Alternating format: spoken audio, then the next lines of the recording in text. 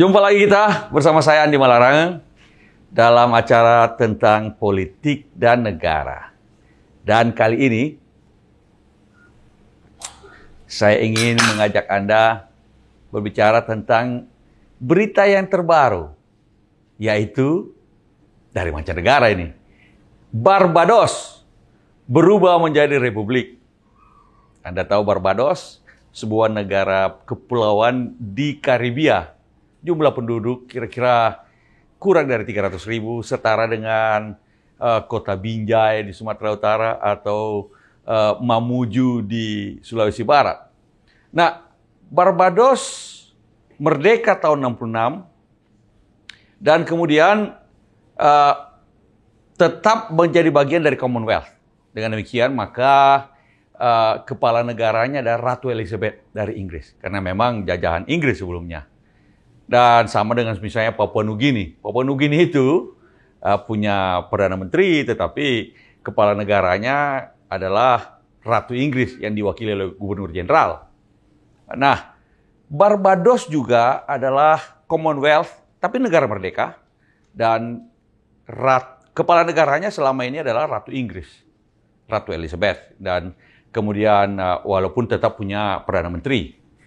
Nah, baru-baru ini Barbados menyatakan berubah menjadi republik.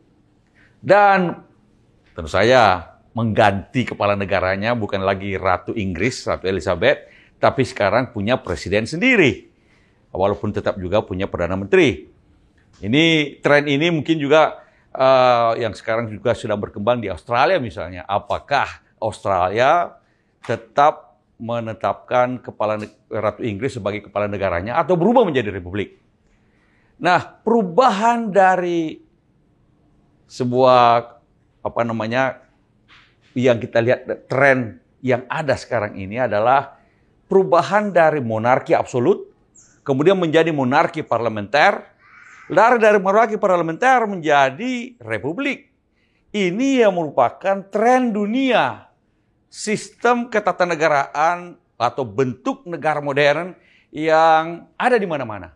Oleh sebab itu misalnya, Anda melihat bahwa jumlah kerajaan-kerajaan monarki absolut sekarang ini tinggal segelintir.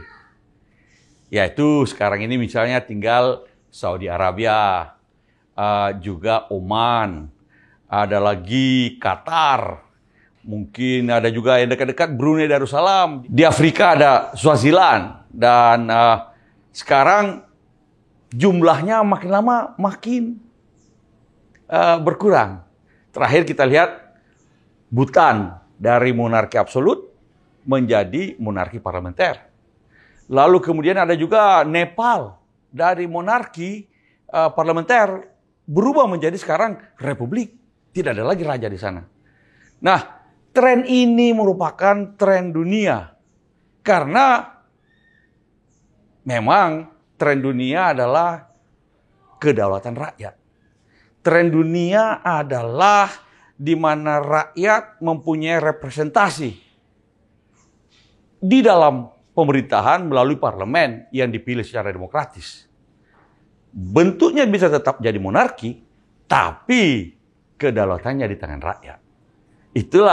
Ini merupakan jalan panjang sejarah ketatanegaraan dunia, dimulai dari Magna Carta yang kemudian berubah menjadi revolusi Perancis, revolusi Amerika, dan kemudian juga termasuk kita di Indonesia ketika kita merdeka dari penjajah Belanda, bentuk yang kita pilih adalah republik, respublika, public affairs, masalah rakyat.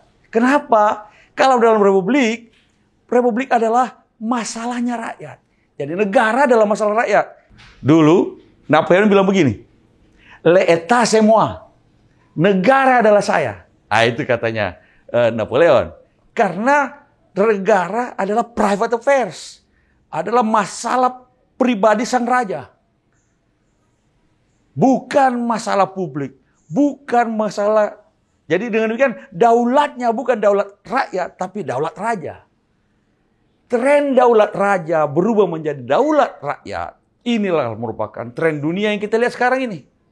Kita di Indonesia sejak awal sudah memilih bentuk republik sebagai bentuk ketatanegaraan negara kesatuan Republik Indonesia ini, bukan kerajaan. Kita juga tidak mau menjadi kerajaan monarki konstitusional dan mengangkat Raja Belanda sebagai kepala negara dan mempunyai Perdana Menteri sendiri. Itulah sebabnya kita menolak juga Republik Indonesia Serikat, di mana Belanda menjadi masih ada di situ ikut campur, apalagi kepala negaranya jadi kepala negara Belanda seperti yang dilakukan oleh Barbados sebelumnya. Nah,